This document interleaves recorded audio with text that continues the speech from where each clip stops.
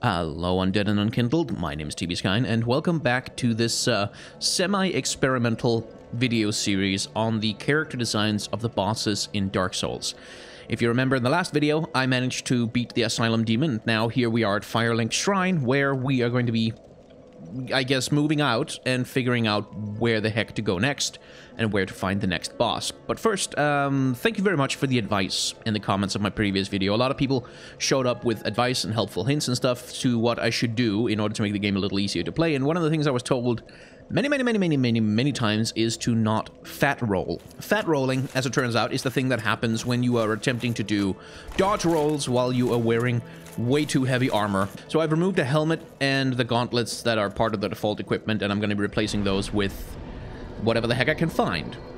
And I'm also going to be following some advice I got in the comments and leveling up my endurance somewhat, and also my health, because health is probably a good thing. And again, I'm really not a Dark Souls expert. If you have any clues for me, you should once again feel very free to leave them down in the comments. I can't figure out if that guy is wearing chainmail or some kind of really shiny, ugly suit. Okay, so according to the soft-spoken asshole, I need to go up to get to a church thing and ring a bell. Seems doable.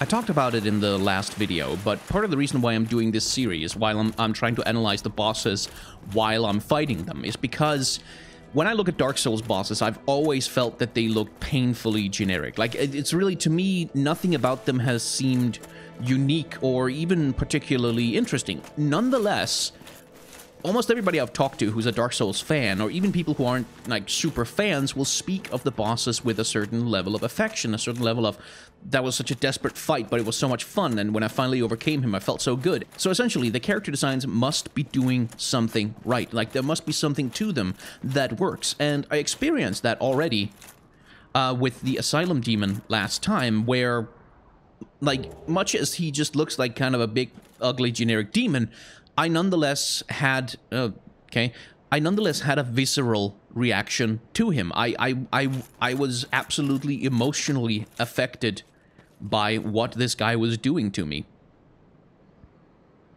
This seems incredibly risky. How do you even jump?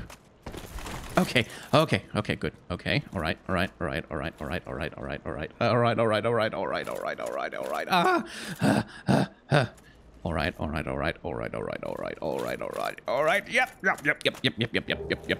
Yep. Lose nothing upon death but the ring. Okay, so it'd be really stupid to equip that right now, because I am almost assuredly going to manage to fall off this bridge somehow. So if I equip the ring, it's just going to act as some kind of cruel cosmic joke.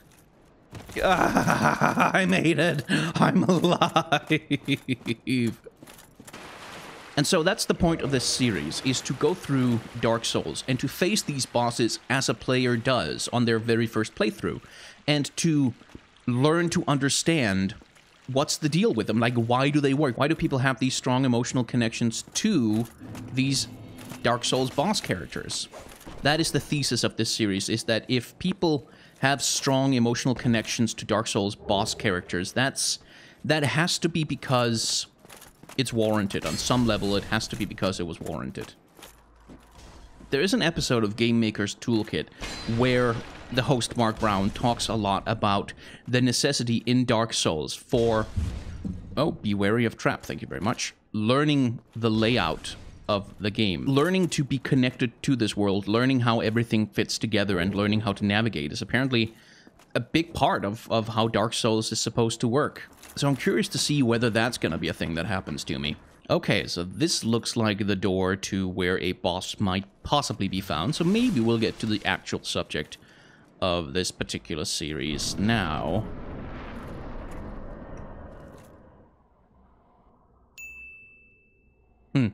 Okay. Whoa, okay, hello, hi. Okay, so you're probably a bad thing.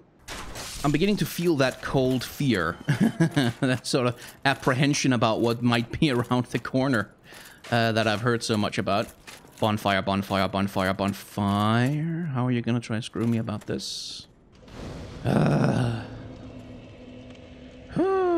So, kindling a bonfire. I want to see what the heck it does, because I genuinely don't know what kindling does. So let's spend 2 humanity. And kindle flame. Whatever the hell that means. I don't know what that means. Okay, okay, well, at least I look pretty now. Oh, right, when you rest at the bonfire, the monsters come back.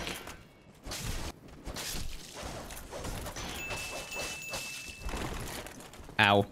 Okay. What's your deal, buddy? Your deal is that you're slow and annoying, I see. Also that you hit multiple times. Good, that's great. Oh. Master key was used here, okay. Now, something that people told me in the comments, I just picked the master key because it seemed to be the general consensus online that it was the best starting item. But then I got some warnings in the comments that having the master key and using it might accidentally make me bypass things or skip sections of the game that I'm not supposed to skip, and then I'd end up, you know, hanging around in a place full of creatures that are a million times too powerful for me to defeat, so I'm wary of that, but this just seemed to be, there was like a treasure chest. What the heck is gold pine resin? Applies lightning to right-hand weapon. That seems like it might be useful. Oh, what the hell? They can heal? I consider that cheating. Healing after fucking up in a fight. That's my thing. That's what I'm all about. These guys are intruding on my brand, man. Okay, so I was told to go... okay, hello. That's a big... Whatever the hell he is big. Try blocking. Because if I get stuck down there and I die, I have to go back down there to reclaim my shit. It better not die immediately after you're doing this. Okay, so that's probably what I was warned about. Don't go down when you're supposed to go up to find the bell. Going to be promptly murdered by whatever miserable monstrosity lies beyond. Again, I'm just really scared to go forward right now. Because, aha. Oh, I see. I see you. I see the hell out of you. Okay. So I still have humanity to use as a healing item. But somehow that feels like a bad idea. Like, it feels like it might be too valuable to do that with. But on the other hand, I don't really have a lot of combat healing. So we're just gonna do the thing that's probably dumb. Try lightning, okay. Because I picked up this. So, lightning. Is that gonna help me? Oh boy, oh boy, oh boy, oh boy, oh boy, oh boy. That's... okay, you're really, really big. You are really, really, really big. I don't want to fight you here. I don't want to fight you here. I super, super don't want to fight you here. But I do want to jump on your head. If at all possible. Aha! Ha ha ha ha! Okay, this guy, big, furry, looks like a generic demon as well. I can't see what the hell I'm doing. That's probably bad. Okay, good. So, now let's get a look at this sucker. And try to time our behavior. Whoa, I'm doing a lot of damage! Also taking a lot of it. Okay, Taurus Demon, let's have a look at your design, buddy. Again, I can't kill him too quickly because kind of the whole point of the video here is that not to kill him. Okay, he's really bad at hitting me, actually. So... Ow, ow, ow, ow, ow, ow, ow, ow. Ugh. Die, die, die. Okay, that was over way too quickly. So let's talk about what I just experienced with this guy, which was the whole point of... I thought for sure he was going to kill me. Oh, okay. Anyway, okay. Whew, adrenaline pumping. So let's talk about the Taurus Demon. And thank you very much to the people who were leaving helpful advice on the ground. That was quite nice of you. So he approaches you in exactly the same way that the Asylum Demon does, in the sense that he jumps down from above you, and all of a sudden there's this huge giant monster in your face that you have to deal with. Also, much like the Asylum Demon, he drops into an arena, which is super, super, super constrained. Like, my immediate thought when he jumped down in front of me is that he's going to have some kind of a charge attack. And that's going to be the first thing he does. And if it hits me, I lose like 80% of my health or something, and I have to find a way to dodge that. And the best thing I could think of was to climb up here, because it seemed to me that was kind of patterned after a combat arena. So I thought, okay, I'm going to go up there, and then he's going to come with me, and then I'm going to have some room to maneuver maybe. But then it turned out I can actually jump down on his head, and lightning weapons apparently super effective in this situation. So thank you to the Master Key for cheating me into this a little bit. I did, yeah, good job on you, buddy. I did too, and I did not expect to. This is kind of undercutting the point of the video a little bit. That was the thing that stood out to me instantly as I saw him, is that, oh, this is not some bloated hell demon from, you know, the deepest pits of satanic lore or whatever. This is Beware of Drake. I mean, he's not a great rapper, but is that the Praise the Sun guy? I think that's the Praise the Sun guy. I feel like I've just seen a celebrity. Oh my god, should I introduce myself? So this is awkward because the whole point of this video series, of doing it at all, was that I expected to die a lot. Like, I expected to go into any given boss fight and die at least 2 or 3 times or something like that, which would give me plenty of time to look at the boss, plenty of time to evaluate them, to figure out what how I felt about them, what they said to me. Didn't really happen this time. So I'm gonna rely on Future Skyen to go back and look at the footage and come up with some more coherent points about what the heck the Taurus demon is supposed to be all about. But for now, praise the sun, I guess. Alright, Future Skyen here, and I've now had a chance to take a proper look at the Taurus demon's character design. Now, like I say in the video, he enters your world in pretty much exactly the same way that the Asylum demon does. That is, you enter a space, you're given some time to orient yourself and observe the space, and then all of a sudden a giant creature drops down from above and starts charging at you. And this similarity extends even towards their particular combat style. Much like the Asylum demon, the Taurus demon wields this giant-ass hammer with a very long reach that he swings at you, attempting to crush you and sweep you away. So everything about him seems to be a reminder of the previous boss fight you had. And this seems to interact with the game design somewhat, because when I was climbing up the ladder, I only really wanted to get away from him, but the moment I saw the ledge with the broken wall, I realized, wait, hang on, wait a minute, I've seen this before. I have been put above this boss monster, so now I have an opportunity to do the falling critical stab attack, which is something you're almost forced to do when you encounter the Asylum demon, because if you stand around for too long, he's going to destroy your platform and make you fall, at which point you might hit the attack button out of desperation and accidentally do this falling attack on his head. So this is sort of a rehearsal, a test on the lesson that the Asylum demon taught you. Here's a monster that is almost the exact same thing. You're fighting him in an enclosed space. What's the best thing you can do? Oh, well, get to an elevated position and drop down on his head with your weapon. And that, to me, from a game design perspective, was really, really interesting. Just the way that they teach you this, and the way that, while he's obviously not the same monster, there's so many similarities in the design and in the way that he's introduced, that I think it's meant to put you in the mind of the Asylum demon, and meant to make you cast your mind back to, okay, what worked against that guy? Because you're very much in the same kind of situation. So the character design of the Taurus demon itself is meant to evoke a few things. Remember how I said that when I saw it, my immediate thought was, oh no, this is going to have a charge attack, it's going to come running at me. That's pretty much entirely because of the horns. That was pretty much, I saw the goat horns and the kind of almost ram-like head that it's got going on there, and I thought, okay, this thing is going to charge at me, because it seems to be designed kind of after a ram. Now, after looking it up, it turns out it doesn't have a direct charge attack, but it does have a tendency to run towards you and then swing its hammer to try and kill you. So it's not like it's going to try and headbutt you, but it's still, I think I was correct in reading it in the sense that, okay, this thing is going to come running at you. Like, this thing is not the same kind of slow, lumbering thing that the Asylum demon was. This thing comes at you fast. It comes at you at speed. And in that sense, I think I read it correctly.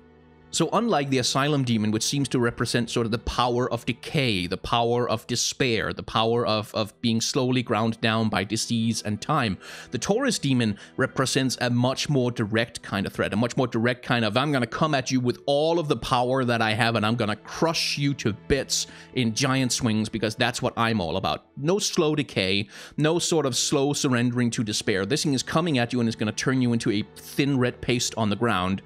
Unless you have a lightning sword sword, in which case the fight is going to be over almost embarrassingly quickly. I took the liberty of looking him up on the Dark Souls wikis, and apparently there isn't really a lot of lore associated with these guys. These aren't like ancient evils from a time before man coming out of the fog of legend. They're just kind of creatures that seem to exist in Lordran, that just seem to be part of the world. And again, that kind of reinforces the idea that they are sort of almost like the local native fauna, like just local animals, except they have learned to crush people with hammers. In terms of contributing to the world design of Dark Souls, I think that works because, again, I think it would be kind of boring if, like, the first 2 hours of the game or something was just you fighting nothing but zombies and undead and skeletons and kind of half-corrupted diseased demons. Like, he adds some variety to the proceedings and gives you a sense that there is a bigger Lordran out there. That Lordran is more than just the corrupt and the diseased. It's also this very much alive, very powerful nature that is nonetheless extremely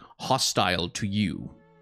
Anyway, I think that's about all I have to say about Taurus demons. So thank you very much for watching this second episode of the Dark Souls character design series. You can see a list scrolling of my patrons out on the right there. And if you are so inclined to help support this series and the other videos I do on this channel on Patreon, I would be eternally grateful. And if you pledge at any level, you also get voting rights on potential future topics for videos on Patreon. You can see those out there on the right. But if you don't want to do that, that is, of course, 100% okay. I would like to thank the Dark Souls subreddit, and indeed all the commenters that have been on the previous videos of this series, for giving me advice, for telling me some stuff about what you want to hear about the Dark Souls universe, because that's also kind of a big part of how I make these videos. I want to talk about stuff that you guys are interested in hearing, and for also just giving me advice, giving me tips on what stats to level up, where to look for good equipment, and other things to do. Now, I don't want to have too much of the lore spoiled to me, because going in blind is kind of part of the core concept of this thing, but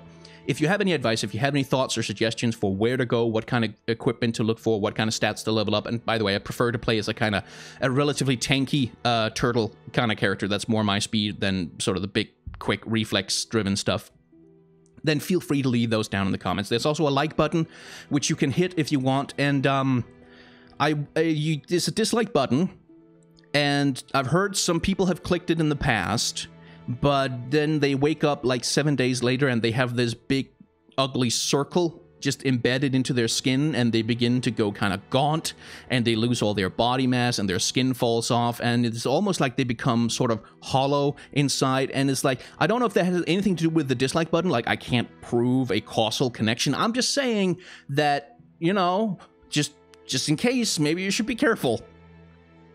Thank you very much for watching.